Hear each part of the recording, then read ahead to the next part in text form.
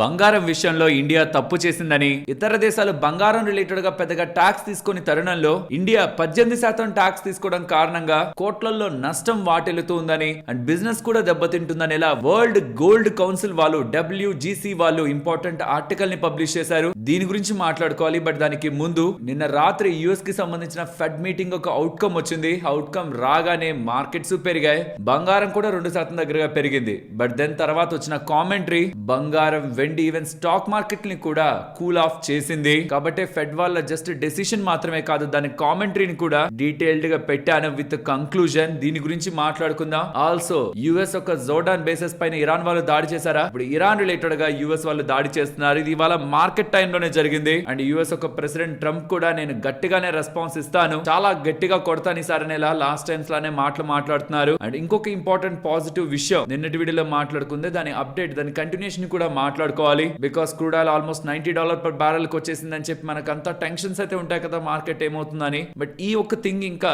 Still pending లోనే ఉంది. దీని నుంచి మనం ఎక్స్పెక్ట్ చేయొచ్చు certain news. But Trump Iran కి చైనాకి కలిపి వార్నింగ్ ఇస్తున్నారు ఈ data. And gold and silver reaction after fed related గా ఉంటున్న reaction including market and global గా లైక్ మైక్రోసాఫ్ట్ మెటా వాళ్ళ నెంబర్స్ పోస్ట్ చేశారు. ఒకటి 10% పడింది, ఇంకొకటి 10% పెరిగింది. ఏం జరిగింది అక్కడ? ఆల్సో ఇండియా రిలేటెడ్ గా ఉన్న important macro economic data points including ఇవాళ మార్కెట్ ఒక యాక్టివిటీ లైక్ ఇవాళ 24,300 దగ్గరికి వెళ్ళడం, రావడం, మళ్ళీ వెళ్ళడం. ఈసారి అయితే దాని పైనే ముగిసింది. ఇలా ఇవాళ మార్కెట్ యాక్టివిటీని కూడా ఎండ్ లో డిస్కస్ చేసుకుంటూ ఇవాళ మన మార్కెట్ అనాలిసిస్ ని ఎండ్ చేద్దాం. Hello friends, welcome to day trader Telugu.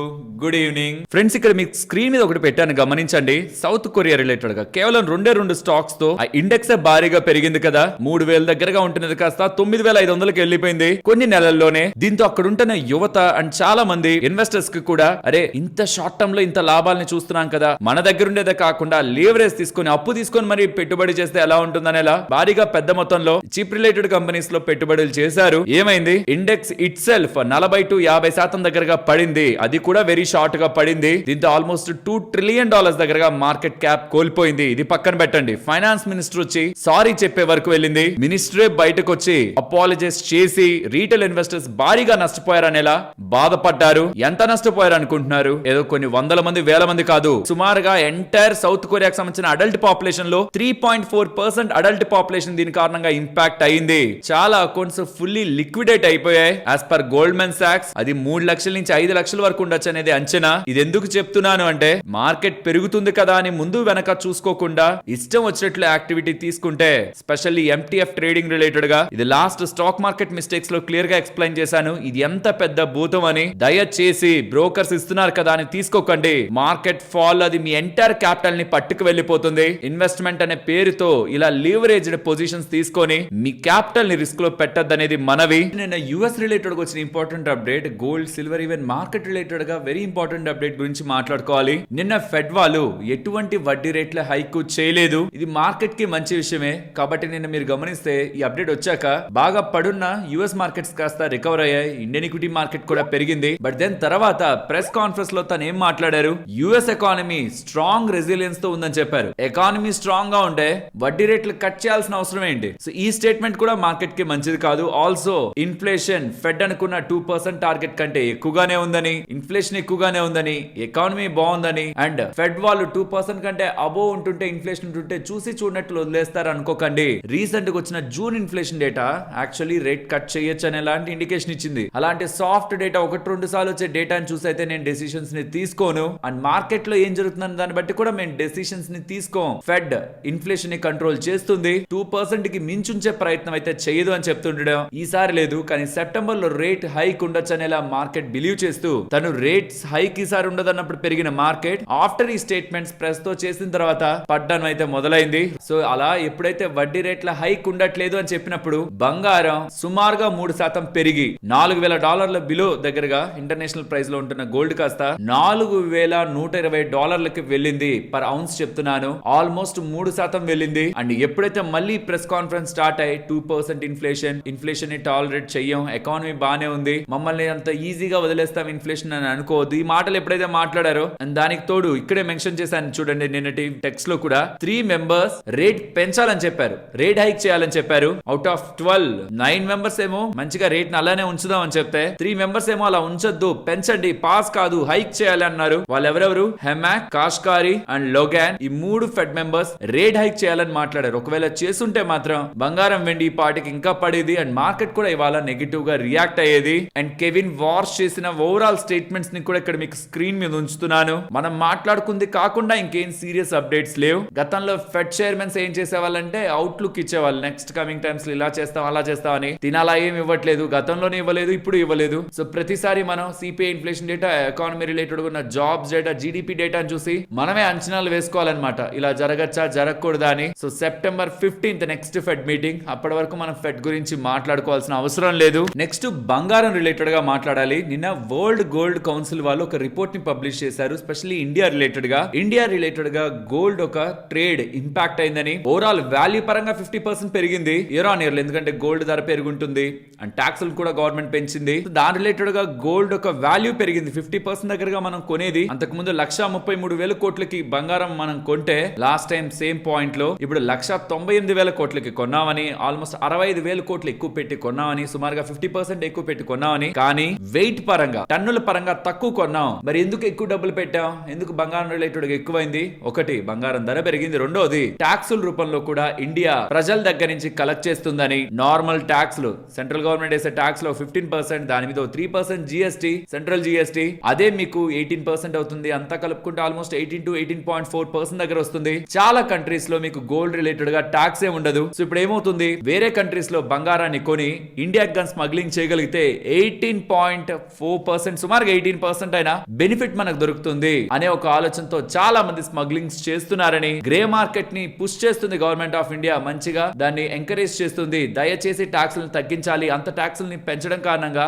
Organised players నుంచి బిజినెస్ అన్ఆర్గనైజ్డ్ ప్లేయర్స్ కి మూవ్ అవుతుందని. 100 టన్నులకి పైగా 2026లోనే బంగారపు ఒక స్మగ్లింగ్ పెరుగుతుందనేలా వరల్డ్ గోల్డ్ కౌన్సిల్ వాళ్ళు చెప్తున్నారు. అది నిజమే. ట్యాక్స్ ఒక పాయింట్ లో ఊరికే పెంచితే, వాళ్ళకి మనం గ్యాప్ ఇస్తే, ఆర్బిట్రాజ్ ఇస్తే, బయట దేశాల్లో ఉన్న బంగారం ధర కంటే ఇక్కడ బంగారం ధర 18-19% ఎక్కువగా ఉందంటే ఈ బంగారాన్ని అక్కడి నుంచి ఇక్కడికి తెచ్చి అమ్మే వాళ్ళు, ఇల్లీగల్ గా తెచ్చి అమ్మే వాళ్ళ సంఖ్య పెరుగుతూ ఉందని వీళ్ళు ఆరోపిస్తున్నారు. అండ్ ఇది మనందరం కూడా యాక్సెప్ట్ చేయాల్సిన విషయం. అన్నసరిగా బంగారం రిలేటెడ్ గా ట్యాక్స్లను పెంచి దాని వినియోగాన్ని తగ్గించాలని ఆలోచన చేయాల్సిన అవసరం లేదు. బంగారం రిక్వైర్మెంట్ ఉన్న వాళ్ళే కొంటారు, దాని మీద ఎక్కువగా ట్యాక్స్ వేస్తే కొనడం తగ్గిస్తారు కదా అంటే అలా కాదు. తక్కువ క్యారెట్స్ ఉన్నది కొంటారు, ఇంకా సన్నగా ఉండేదో లేకపోతే బయటకు ఎక్కువగా కనిపిస్తూ లోపల చాలా బోల్గా ఉండేదో, పెద్దగా కనిపిస్తూ చాలా బంగారం తక్కువ యూజ్ చేసిన జ్యువెలరీ ఐటమ్స్ ని ఇలాంటివి కొంటారు. కానీ బంగారం కొనడాన్ని కంప్లీట్ గా ట్యాక్సులతో ఆపేద్దాం అనుకోవడం రైట్ కాదు. ఇదే వాళ్ళు కూడా చెప్తూ దీని కారణంగా ఇల్లీగల్ మార్కెట్ పెరిగిందని ఎలా చెప్తున్నారు. అండ్ మన బంగారం వెండి విషయానికి వస్తే చెప్పాను కదా, నిన్న రేట్ హైక్ చేయకపోవడం పాజిటివ్ థింగ్. 3% పెరిగింది బంగారం. ఆల్మోస్ట్ ఈ ఫెడ్ మీటింగ్ స్టార్ట్ అయినప్పటి నుంచి 12:30 వరకు ఉంది. 12:30 తర్వాత ఎప్పుడైతే ఈ మీటింగ్ ఒక అవుట్కమ్ అండ్ వాటి ఒక ఫుల్ డేటా మార్కెట్ లో అప్డేట్ అయిందో దెన్ మళ్ళీ పడ్డాం. అండ్ ఫైనల్ ఇప్పుడు వీడియో చేసే పాయింట్ కి నిన్నటి లో లెవెల్స్ నుంచి 2% దగ్గరగా బంగారం పెరిగినట్టు. సిమిలర్ గా వెండి 4-5% దగ్గరగా నిన్నటి లో నుంచి పెరిగి ఇప్పటికి చూస్తే 2-2.5% దగ్గరగా నిన్నటి లో నుంచి ఇప్పటికి వెండి పెరిగినట్లు. బికాస్ రేట్ హైక్ చేయలేదు కాబట్టి. కానీ కామెంట్స్ కొంత నెగిటివ్ గానే ఉన్నాయి. ఆ రేట్ హైక్ చేయిందని పాజిటివిటీని ఈ కామెంట్స్ న్యూట్రల్ గా బ్యాలెన్స్ చేస్తున్నాయి విత్ నెగిటివ్ టోన్. ఇదిలా ఉంటే యుఎస్ కి సంబంధించిన బేసెస్ పైన, జోర్డాన్ లో ఉంటున్న వాళ్ళ బేసెస్ పైన ఇరాన్ వాళ్ళు అటాక్ చేశారని మాట్లాడుకున్నామా, దానికి రెస్పాన్స్ యుఎస్ వాళ్ళు గట్టిగా ఇస్తారని, భారీగానే నేను దాడి చేస్తాను, వెరీ హార్డ్ గా హిట్ చేస్తాను, చైనాకు కూడా వార్నింగ్ ఇస్తున్నాను, మీరు కానీ వాళ్ళకి కానీ వెపన్స్ అమ్ముతున్నట్లు మాకు కానీ తెలిసిందంటే మీ మీద కూడా చర్యలు ఉంటాయి అలా చెప్తూ యుఎస్ వాళ్ళు హెవీ స్ట్రైక్స్ ఇరాన్ రిలేటెడ్ గా చేశారు. అది ఇవాళ మార్కెట్ టైం లోనే. ఇవన్నీ మార్కెట్స్ రిలేటెడ్ గా కొంచెం టెన్షన్ పెట్టేవే. క్రూడ్ ఆయిల్ కూడా ఆల్మోస్ట్ ఒక 3%-4% దగ్గరగా పెరిగి కొంత కూల్ ఆఫ్ అయితే అయింది. బట్ చెప్తున్నాను కదా, పాజిటివ్ అంశం అనేది ఒకటి ఉంది. ఇరాన్ వాళ్ళు కౌంటర్ ప్రపోజల్ ఒమెన్ కి పెట్టారు. స్ట్రైట్ ఆఫ్ మలాకా లాగా ఇండోనేషియా, మలేషియా, సింగపూర్ ఇవెలా అయితే స్ట్రైట్ ఆఫ్ మలాకాని కంట్రోల్ చేస్తున్నాయి, అలానే మనం కూడా మిడిల్ ఈస్ట్ లో ఉంటున్న కంట్రీస్ తో స్ట్రైట్ ఆఫ్ హార్మోన్స్ ని కంట్రోల్ చేయాలని చాలా కంట్రీస్ ఇంక్లూడింగ్ ఒమెన్ ఇరాన్ అడగడం. ఇరాన్ అలా కాదు, కానీ మా సైడ్ వెళ్తున్న షిప్స్ ని మేము కంట్రోల్ చేస్తాం, ఉమెన్ సైడ్ వెళ్తున్న షిప్స్ ని ఉమెన్ ప్లస్ మేము ఇద్దరం కలిసి కంట్రోల్ చేస్తాం అనే ఒక ప్రపోజల్ ఉమెన్ కి పెట్టారు ఇరాన్ వాళ్ళని అనుకున్నావా? దాని రిలేటెడ్ గా రెస్పాన్స్ ఉమెన్ ఇంకా ఇవ్వలేదు. ఉమెన్ నో చెప్పలేదు. ఏది లేకుండా అలా క్లోజ్ అవ్వడం కంటే ఇది కొంత బెటరే కదా అని ఒకవేళ ఉమెన్ వాళ్ళు అనుకుంటూ దానికి ఎస్ చెప్పారనుకోండి, స్ట్రైట్ ఆఫ్ హార్మోస్ ఓపెన్ అయ్యే అవకాశం ఉంది. ఇది మార్కెట్ రిలేటెడ్ గా ఒక సర్ప్రైజ్ ఎలిమెంట్ గా కమింగ్ టైమ్స్ లో మనకు ఉండే అవకాశం ఉంది. స్టిల్ ఇంకా మనకి డోర్స్ ఓపెన్ లోనే ఉన్నాయి. బట్ ఎస్ ఈ లోపు ట్రంప్ అయితే కొంత హార్డ్ గానే హిట్ చేస్తాను, ఇరాన్ లేకుండా చేస్తాను, ఈ మాటల్ని కంటిన్యూస్ గా మాట్లాడుతూనే ఉన్నారు. కాబట్టి మెటా పడ్డం, మైక్రోసాఫ్ట్ పెరగడం మనం గమనించాం నిన్న. ఆల్సో ఐటీ కంపెనీస్ గురించి మాట్లాడుకోవాలి. ఈపామ్ కానీ, గ్లోబెంట్ కానీ, కాగ్నిజెంట్ కానీ, యాక్సెంచర్ కానీ, అంటే అక్కడ మన Indian IT companies law business చేసే కంపెనీస్ అవి రీసెంట్ టైమ్స్ లో ఎంత పెరిగాయి తెలుసా? సుమారుగా 40-50%. మన ఐటీ ఇండెక్స్ ఆర్ మన IT stocks, top IT stocks ఎంత పెరిగాయి? 20-25%. సో అక్కడ పెరిగిన దానికంటే ఇక్కడ పెరిగింది తక్కువ. ఈవెన్ అక్కడ ఓవర్ నైట్ లో 11%, 12% దగ్గరగా కూడా ఈ ఐటీ కంపెనీలు, ఏఐ కంపెనీలు కాదు, మన ఐటీ బిజినెస్ చేసే లాంటి కంపెనీలు అక్కడ పెరిగాయి. స్ట్రాంగ్ రికవరీ కింద నుంచి పైకి ఐటీ స్పేస్ లో అయితే మనకి కనిపించింది. బికాస్ ఏఐ రిలేటెడ్ గా ఇంపాక్ట్, సెమీ కండక్టర్స్ రిలేటెడ్ గా ఇంపాక్ట్ కమింగ్ ఎర్నింగ్స్ పైన అంత స్ట్రాంగ్ గా ఉండదేమో. ఈ బిజినెస్ ఏఐ రిలేటెడ్ గా ఉన్న most of the aligned business లో ఉంటున్న వాళ్ళకి అంత గ్రోత్ ఉండదేమో, వాల్యుయేషన్స్ ఎక్స్పెన్సివ్ ఉన్నాయేమో అని గ్లోబల్ గా ఉంటున్న టెక్ ఆర్ చిప్ రిలేటెడ్ గా సెల్ ఆఫ్ తో ఏఐ రిలేటెడ్ కంపెనీస్ అన్ని పడుతున్న తరుణంలో దానికి ఏ కారణంతో అయితే ఇవి పెరిగినప్పుడు ఐటీ స్టాక్స్ పడ్డాయో, ఇప్పుడు అదే కారణంతో ఇవి పడుతుండేసరికి, ఏఐ కంపెనీలు పడుతుండేసరికి ఐటీ స్టాక్స్ పెరుగుతున్నాయి. అది ఈవెన్ ఇవాళ కూడా కంటిన్యూ అయింది. అమెరికన్ మార్కెట్స్ లో అంత స్ట్రాంగ్ గా ఇండియాలో ఇవాళ ఐటీ కంపెనీలు ఏం పెరగలేదు. అండ్ మార్కెట్స్ విషయానికి వస్తే 24,300 దగ్గరకు వచ్చిన ప్రతిసారి మార్కెట్ చాలా టైం పాటు అలా కన్సాలిడేట్ అవడం, 100 పాయింట్లు అటు ఇటుగా మూవ్ అవడం, మళ్ళీ కిందకు వచ్చేయడం, ఇది ఈ మధ్యకాలంలో కనిపించింది. అండ్ ఒకసారి దీని పైన కూడా 24,300 పైన కూడా క్లోజ్ అయింది. బట్ ఆ తర్వాత రోజు 100-150 పాయింట్ల దగ్గరగా పెరిగి మళ్ళీ అక్కడి నుంచి బాగా పడిపోయింది అనమాట. థ్యాంక్స్ టు ట్రంప్ తన స్టేట్మెంట్స్ తోనే ఆ రోజు మార్కెట్ కిందకు వచ్చింది, లేకపోతే పెరిగేదేనేమో. సేమ్ సినారియోలో ప్రెసెంట్ మన మార్కెట్ ఉంది. వెరీ ఇంపార్టెంట్ జోన్, ఈ బ్యాండ్ లో అప్పర్ జోన్ దగ్గర ఉన్నాం, 24,300 దగ్గర ఉన్నాం. యుఎస్ ఇరాన్ రిలేటెడ్ గా కాన్ఫ్లిక్ట్ అయితే స్ట్రాంగ్ గా ఉంది. ఒమెన్ రిలేటెడ్ గా పాజిటివ్ అప్డేట్ పెండింగ్ లో ఉంది. నెంబర్స్ డీసెంట్ ఎన్ఎఫ్ఏ ఉన్నాయి. మోస్ట్ ఆఫ్ ద నెంబర్స్ మన మార్కెట్స్ రిలేటెడ్ గా బానే ఉన్నాయి. ఓ ట్రూ డిసప్పాయింట్మెంట్, బిగ్ డిసప్పాయింట్మెంట్ లేదు. జస్ట్ ఆ యుఎస్ ఇరాన్ రిలేటెడ్ గా ఇష్యూ కొంత సార్ట్ అవుట్ అయిపోతే, ఆ ఒమెన్ అనే ముందుకు వచ్చి దాన్ని సార్ట్ అవుట్ చేస్తే, క్రూడ్ ఆయిల్ రిలేటెడ్ గా మనకి రిలీఫ్ ఉంటూ రూపీ స్ట్రెంథన్ అవుతూ ఎఫ్ఐఎస్ ఒక buying and overall market related గా ఎఫ్ఐఎస్ ఒక ఇన్వెస్ట్మెంట్ కూడా, ఈక్విటీ పరంగా వచ్చే ఇన్వెస్ట్మెంట్స్ కూడా మార్కెట్స్ లిఫ్ట్ చేసే అవకాశం ఉంది. సో అదొక్క థింగ్ మనకి మార్కెట్ లో పెండింగ్ లో ఉంది. ఈ ఫెడ్ రిలేటెడ్ గా ఈవెంట్ ఫస్ట్ టైం పాజిటివ్ గా కనిపించింది మార్కెట్ కి. తర్వాత స్టేట్మెంట్స్ తో మరి అంత పాజిటివ్ అవసరం లేదని దాంట్లో చాలా వరకు పాజిటివిటీని వెనక్కి లాక్కుంది. అండ్ ఎఫ్ఐఎస్ ఒక యాక్టివిటీ ఇవాళ బానే ఉంది. ఎన్ఎస్సి ఒక్క దాంట్లోనే 3,088 కోట్ల దగ్గరగా వాళ్ళు ఇవాళ బై చేశారు. Only NSC. వెరాజ్ అన్ని ఎక్స్చేంజ్లని కలుపుకుంటే టోటల్ 3,600 crore దగ్గరగా ఇవాళ ఎఫ్ఐ దగ్గర నుంచి బయింగ్ కనిపిస్తుంది. వెరాజ్ డిఐఎస్ 1,864 crore దగ్గరగా సెల్ చేశారు. అండ్ వాళ్ళ షార్ట్స్ కూడా 90% దగ్గరగా మార్కెట్ లో ఉన్నాయి. ఆల్మోస్ట్ 4-5 నెలల నుంచి మార్కెట్ కన్సాలిడేషన్ లో ఉంది. మార్చ్, ఏప్రిల్, మే, జూన్, ఈవెన్ జూలై కూడా 24,000 దగ్గరగానే ముగిసింది. 5 నెలలు దగ్గర నుంచి కన్సాలిడేషన్ లో ఉన్నప్పుడు ఎటైనా మంచిగా మూవ్ అయితే దాంట్లో స్ట్రెంగ్త్ ఉంటుంది కాబట్టి, సో ఇది నాకు తెలిసి లాంగెస్ట్ టైం ఇంత కన్సాలిడేషన్ లో మార్కెట్ ఉండడం. Let's see a trigger market ని స్ట్రాంగ్ గా ముందుకు తీసుకువెళ్తుందని. నాకైతే ఉమెన్ రిలేటెడ్ గా ఏదైనా అప్డేట్స్ ఉండొచ్చా అనే ఒక డౌట్ అయితే ఉంది. బికాస్ యుఎస్ రిలేటెడ్ గా కనీసం ఇరాన్ వాళ్ళు కేర్ కూడా చేయట్లేదు. ఏదంటే మధ్యవర్తుల ద్వారా చెప్పండి, మాకు ఓపిక లేదని ఎలా మాట్లాడుతున్నారు. మరి వాళ్ళ వెనక రష్యా ఉన్నారా? యుఎస్ ఇంటెలిజెన్స్ అదే చెప్తుంది. చైనా ఉందా? వాళ్ళే ఆర్మ్స్ సప్లై చేస్తున్నారని యుఎస్ ఇంటెలిజెన్స్ చెప్తుంది. అందుకే ట్రంప్ కూడా చైనా కూడా కలిపి వార్నింగ్ ఇస్తున్నాడు. ఇరాన్ కి ఏమైనా ఆయుధాలు అమ్ముతున్నారా అని. ఎవరు వెనకున్నారో తెలియదు కానీ ఫైనల్లీ ఇరాన్ మాత్రం చాలా స్ట్రాంగ్ గానే యుఎస్ ని రెసిస్ట్ చేస్తూ ఉంది. లెట్స్ సీ అట్లీస్ట్ ఉమెన్ నుంచి అయినా మనకు కొంత సపోర్ట్ దొరుకుతుందా అని ఈ డీల్ రిలేటెడ్ గా స్ట్రైట్ ఆఫ్ హార్మోస్ ఓపెన్ అవడానికి. ఫ్రెండ్స్, ఇలా మార్కెట్ లో ఉంటున్న టోటల్ ఇన్ఫర్మేషన్ ని సింప్లిఫై చేస్తూ వీడియో మీ ముందుకు తీసుకురావడానికి ఎఫర్ట్స్ పెట్టామని మీరు అనుకుంటే మన వీడియోని ఒక లైక్ చేస్తూ పెడుతున్న ఎఫర్ట్స్ ని ఎంకరేజ్ చేయండి. నెక్స్ట్, మీకు బ్యాంక్ అకౌంట్ ఉంటే మీరు మినిమం బ్యాలెన్స్ మెయింటైన్ చేయలేదని లాస్ట్ ఫైనాన్షియల్ ఇయర్ లో బ్యాంక్స్ కలెక్ట్ చేసిన డబ్బులు ఎంతో తెలుసా? 7,100 కోట్లు. ఇది బానే ఉంది, కానీ ఎప్పుడైనా ఏటీఎం లో డబ్బుల కోసం వెళ్తే చాలా ఏటీఎంస్ పని చేయట్లేదనే బోర్డ్ తో ఉంటాయి. అండ్ మనం 200 రూపీస్ ను 100 రూపీస్ ను ఎక్స్పెక్ట్ చేసి ప్రెస్ చేస్తే 500 రూపీసే మినిమం అంటాయి. సో మనకు అందించాల్సిన కనీస సేవలను కూడా చాలా బ్యాంక్స్ త్రూ ఏటీఎంస్ కానీ త్రూ బ్యాంక్స్ కూడా డ్యూ టు అండర్ స్టాఫ్ కారణంగా పని ఒత్తిడి ఉన్న ఎంప్లాయీస్ మీద ఎక్కువ పెట్టి అటు ఎంప్లాయీస్ ని ఇటు కస్టమర్స్ ని ఇద్దరిని కూడా బ్యాంక్స్ ఇబ్బంది పెడుతూ ఉన్నాయి.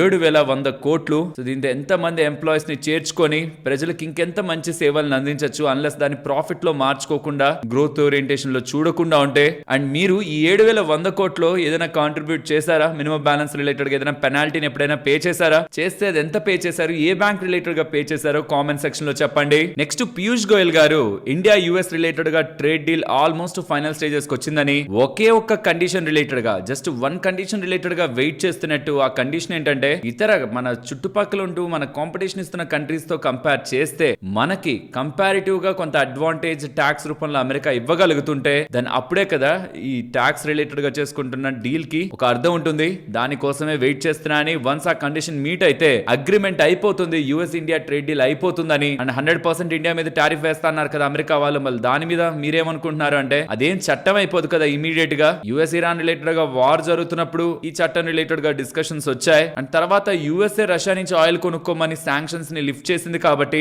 ఇండియా ఆ టైంలో రష్యా దగ్గర నుంచి క్రూడ్ ఆయిల్ కొనుక్కుంది కాబట్టి ఇప్పుడే దాని గురించి అంత టెన్షన్ పడాల్సిన అవసరం లేదని ఇలా పీయూష్ గోయల్ గారి కామెంట్స్ కనిపిస్తూ ఉంటాయి. టీవీ మ్యానుఫ్యాక్చరర్స్ కి గవర్నమెంట్ శుభవార్త చెప్తూ ఉంది. గతంలో BIS bureau of Indian standards related గా జూలై 26, 2026 నుంచే ఖచ్చితంగా వాటిని అమలు చేయాలి అన్నదాన్ని 6 నెలలు పోస్ట్ పోన్ చేస్తున్నారు. దీని కారణంగా ఆల్రెడీ టెలివిజన్స్ ని మ్యానుఫ్యాక్చర్ చేసిన వాళ్ళందరికీ కూడా ఈ గ్యాప్ లో వాళ్ళ దగ్గర ఎగ్జిస్టింగ్ గా ఉంటున్న టెలివిజన్స్ ని సెల్ చేసుకునే ఆపర్చునిటీ ఉంటుంది కాబట్టి రెగ్యులేటరీ ఫ్రేమ్ వర్క్ ని ఈజ్ చేస్తూ ఉండడం, 6 నెలల పాటు పోస్ట్ పోన్ చేస్తూ ఉండడం BIS స్టాండర్డ్స్ పరంగా Dixon, PG Electroplast, Arham Tech, MIRC electronics and Epack durables related గా ఉంటున్న EMS కంపెనీస్ కి మంచిది. సో నెక్స్ట్ డ్యూ డేట్ ఏంటి వీటికి? జనవరి 26, 2027. అప్పటి నుంచి ఈ రూల్స్ అమల్లోకి వస్తాయి. ఖచ్చితంగా ప్రతి ఒక్క టెలివిజన్ సెట్ BIS స్టాండర్డ్స్ తోనే ఉండాలన్నది గవర్నమెంట్ యొక్క ప్రతిపాదన. ఇప్పుడు షేర్ చేసిన ఇన్ఫర్మేషన్ మీకు వాల్యుబుల్ గానే అనిపించిందా? అనిపిస్తే మన వీడియోని తప్పకుండా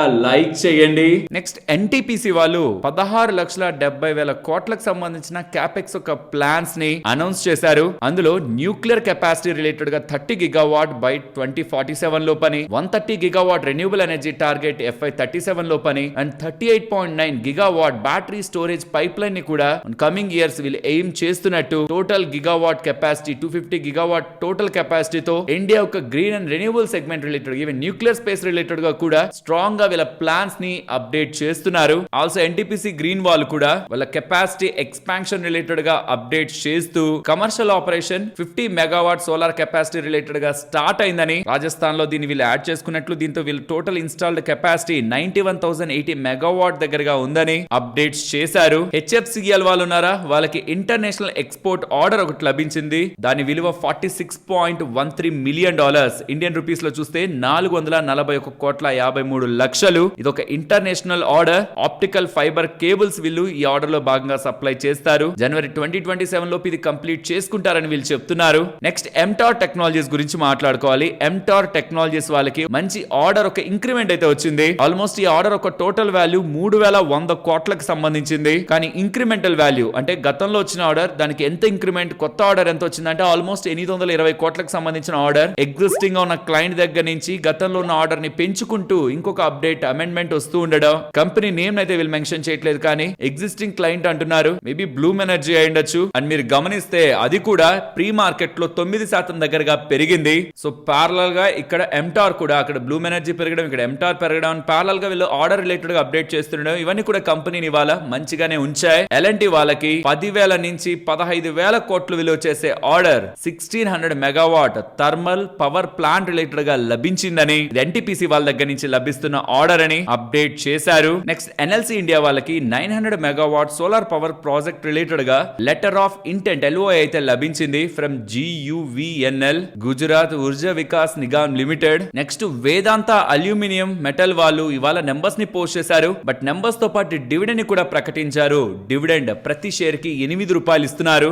నెంబర్స్ కూడా బానే వచ్చాయి కాబట్టి నెంబర్స్ కి ముందు స్టాక్ పడున్నది కాస్త మంచిగా ఆఫ్టర్ నెంబర్స్ పెరిగింది. ఆల్సో డివిడెండ్ కూడా మంచిగానే పే చేశారు, ₹8 పర్ షేర్. వీళ్ళ నెంబర్స్ ని గమనిస్తే రెవెన్యూ 46% పెరుగుతూ, మార్జిన్స్ ఎక్స్పాండ్ అవుతూ, ప్రాఫిట్ 216% పెరిగింది. నెంబర్స్ బాగున్నాయి. Also like dividend. Next Jindal drilling గురించి మాట్లాడుకోవాలి. వీళ్ళకి 3 years ONGC contract for development of rig Jindal pioneer related గా ఆర్డర్ లభించినట్టు. 3 years పాటు వీళ్ళకి బిజినెస్ ఉంటుందని ఫ్రమ్ ONGC వీళ్ళ ఎక్స్చేంజెస్ కి అప్డేట్ చేశారు. దీంతోనే ఇవాళ స్టాక్ ధర కూడా 4% పెరిగింది. నెక్స్ట్ రెయిన్బో హాస్పిటల్స్ వాళ్ళు ఉన్నారా, వాళ్ళు 125 crore పెట్టి ఎక్స్పాన్షన్ ముంబై, నెల్లూరు, గుంటూరులో చేయబోతున్నారట. దీని కారణంగా వీళ్ళకి ఒక 220 బెడ్స్ దగ్గరగా యాడ్ అవుతాయని, అందులో 100 బెడ్స్ ముంబైలో, 70 బెడ్స్ నెల్లూరులో, 50 బెడ్స్ గుంటూరులో యాడ్ చేసుకోబోతున్నట్టు అప్డేట్స్ చేస్తున్నారు. ఇండో ఎంఐఎం ఐపీఓ ఇవాళ మార్కెట్ లో లిస్ట్ అయింది. 44% ప్రీమియంతో మార్కెట్ ఒక ఎక్స్పెక్టేషన్స్ ని బీట్ చేస్తూ ఓపెనింగ్ లోనే మంచిగానే లాభాలని ఐపీఓ ఇన్వెస్టర్స్ కి ఇచ్చింది. ఆల్మోస్ట్ 72 టైమ్స్ ఓవరాల్ సబ్స్క్రిప్షన్ కనిపించిన ఐపీఓ అండ్ దీనికి లిస్టెడ్ కాంపిటీటర్ కూడా ఇండియాలో లేరు అండ్ ఇంటర్నేషనల్ లో ఉంటున్న కంపెనీ కూడా హైయర్ వాల్యుయేషన్ లో ట్రేడ్ అవుతుంది కాబట్టి ఓపెనింగ్ చాలా మంచి లాభాలు అయితే ఐపీఓ సైడ్ నుంచి కనిపిస్తున్నాయి. అండ్ ఆఫ్టర్ లిస్ట్ అయిన తర్వాత ఈ కంపెనీ ఒక whole time director and CEO Krishna గారు నెక్స్ట్ 5 years లో వీళ్ళ గ్రోత్ 10 to 15% ఉంటుందని దానికి టార్గెట్ చేస్తున్నట్లు, aerospace, defence and medical segments లో స్ట్రాంగ్ డిమాండ్ ని వీళ్ళు ఎక్స్పెక్ట్ చేస్తున్నట్లు అండ్ గ్లోబల్ గా ఉంటున్న ఇతర కంట్రీస్ కి సంబంధించిన ఓఈఎంస్ కూడా చైనా నుంచి కాకుండా అంటే చైనాలో ఉంటున్న వీళ్ళ కాంపిటీటర్ అన్నాను కదా దాని నుంచి వీళ్ళ కంపెనీకి షిఫ్ట్ అవుతున్నట్లు కూడా వీళ్ళు స్టేట్మెంట్స్ చేస్తున్నారు.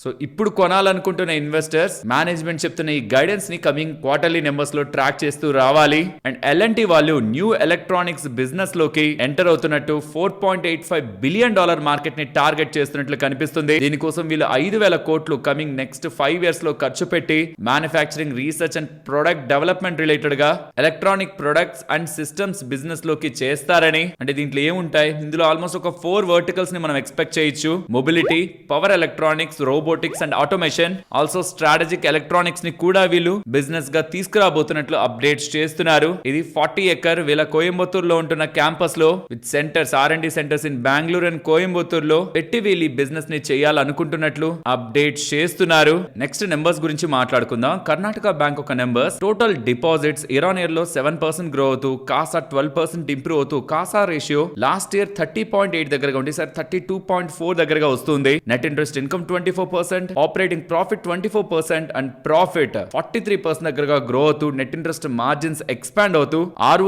ROE ఇయర్ ఆన్ ఇయర్ లో స్ట్రాంగ్ గా ఇంప్రూవ్ అవుతూ ఉంది అండ్ అసెట్ క్వాలిటీ కూడా ఇయర్ ఆన్ ఇయర్ లో సాలిడ్ గా రికవర్ చేశారు. Overall good numbers. నెక్స్ట్ రోసెల్ కంపెనీ గురించి మాట్లాడుకోవాలి. స్ట్రాంగ్ నెంబర్స్ ని వీళ్ళు పోస్ట్ చేశారు. రెవెన్యూ 78% పెరుగుతూ operating side growth, operating profit almost 95% year on year లో పెరిగింది. మేజర్ గ్లోబల్ సెమీకండక్టర్ కస్టమర్ ని వీళ్ళు ఆన్ బోర్డ్ చేసుకున్నారని, 240 crore దగ్గరగా పర్చేస్ ఆర్డర్స్ వీళ్ళు గెలుచుకున్నారని, వీళ్ళ న్యూ బెంగళూరు ఫెసిలిటీ కూడా సెకండ్ హాఫ్ ఆఫ్ FY27 లో లైవ్ కు వెళ్ళబోతుందని అండ్ 300 crore QIP ని కూడా వీళ్ళు ఎక్స్పాన్షన్ కోసం ప్రపోజ్ చేస్తున్నట్లు అప్డేట్స్ చేస్తూ ఉండడం గుడ్ డెవలప్మెంట్ బిజినెస్ రిలేటెడ్ గా కనిపిస్తూ ఉంది. నెక్స్ట్ రైల్టెల్ వాళ్ళ నెంబర్స్ ఇయర్ ఆన్ ఇయర్ లో 20% దగ్గరగా రెవెన్యూ గ్రో అవుతూ మార్జిన్ సైడ్ మాత్రం ఇయర్ ఆన్ ఇయర్ లో ఫాల్ కనిపించడం కారణంగా ప్రాఫిట్ ఇయర్ ఆన్ ఇయర్ లో నెగిటివ్ గా మనకి కనిపిస్తుంది అండ్ ఈ Q1 లో ఎక్సెప్షనల్ లాస్ కూడా 7 crores ఉందన్న విషయాన్ని గుర్తుంచుకోవాలి. నెక్స్ట్ స్విగ్గీ వాళ్ళ నెంబర్స్ అండ్ ఇలా వాళ్ళ డైరెక్ట్ ప్రెజెంటేషన్ కంటే ఇది ఇంకా మీకు ఈజీగా అర్థం అవ్వచ్చు. వాళ్ళ లాస్ లాస్ట్ క్వార్టర్ తో పోలిస్తే తగ్గింది, ఆపరేటింగ్ సైడ్ కూడా కొంత తగ్గింది. వెరస్ రెవెన్యూ ఇంప్రూవ్ అవుతుంది. Food delivery business, quick commerce business and supply chain revenue కూడా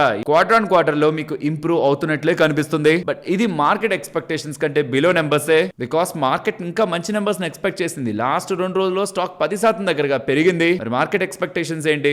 gross order value 18 to 19% growth expect చేస్తే వీళ్ళు 17% దగ్గరగా తెచ్చారు. మార్జిన్స్ 3.1% మినిమం అని ఎక్స్పెక్ట్ చేస్తే వీళ్ళు 3% లోనే ఉంది. ఆల్సో క్విక్ కామర్స్ రిలేటెడ్ గా కూడా 40 to 50% గ్రోత్ ఎక్స్పెక్ట్ చేస్తే 40% బిలోలో NOE గ్రోత్ ఉంది. కాంట్రిబ్యూషన్ మార్జిన్ బ్రేక్ ఈవెన్ లో ఉంటుంది అనుకుంటే ఇక్కడ -0.2% దగ్గరగా ఉంటుంది. కంపెనీ క్లియర్ గా క్విక్ కామర్స్ లో మేము గెయిన్ అవ్వాలి, మార్కెట్ షేర్ తెచ్చుకోవాలని, ప్రాఫిటబిలిటీ మీద ఇంపాక్ట్ తీసుకోవాలనుకోవట్లేదు, మాకు ప్రాఫిటబిలిటీ ఇంపాక్ట్ అని చెప్తూ మే 2026 లో మేము బ్రేక్ ఈవెన్ ని అచీవ్ చేశామని and green shoots coming times లో ఓవరాల్ బిజినెస్ రిలేటెడ్ గా కనిపిస్తుందని మేనేజ్మెంట్ చెప్తూ ఉంది.